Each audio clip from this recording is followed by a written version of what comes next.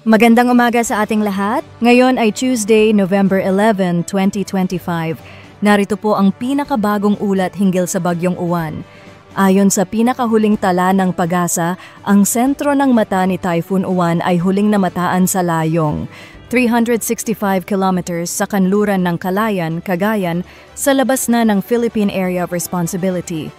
Taglay nito ang maximum sustained winds na 120 kilometers per hour malapit sa gitna at bugso ng hangin na umaabot hanggang 150 kilometers per hour. Kumikilos ito pahilaga sa bilis na 15 kilometers per hour at ang lawak ng hanging dala nito ay umaabot hanggang 750 kilometers mula sa gitna.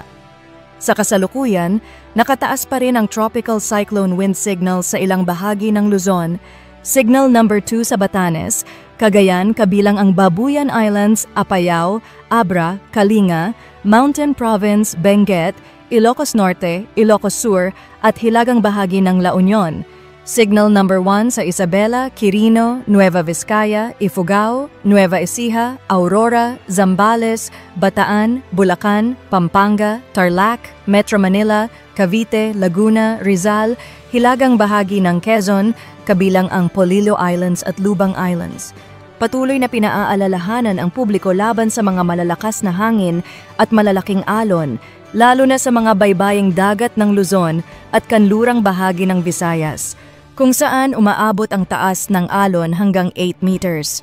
Lubhang mapanganib pa rin ang paglalayag, kaya pinapayuhan ang lahat ng mangingisda at maliliit na bangka na huwag munang pumalaot. Ayon sa forecast track, si Typhoon Uwan ay patuloy na kikilos pahilaga at bahagyang lilihis pahilagang silangan. Habang lumalabas sa West Philippine Sea, inaasahang hihina ito habang papalapit sa kanlurang bahagi ng Taiwan, ngunit mananatiling typhoon category sa susunod na 24 hours. Muli, pinaaalalahanan po ang lahat na manatiling alerto at mag-antabay sa mga susunod na update. Magandang araw po sa inyong lahat.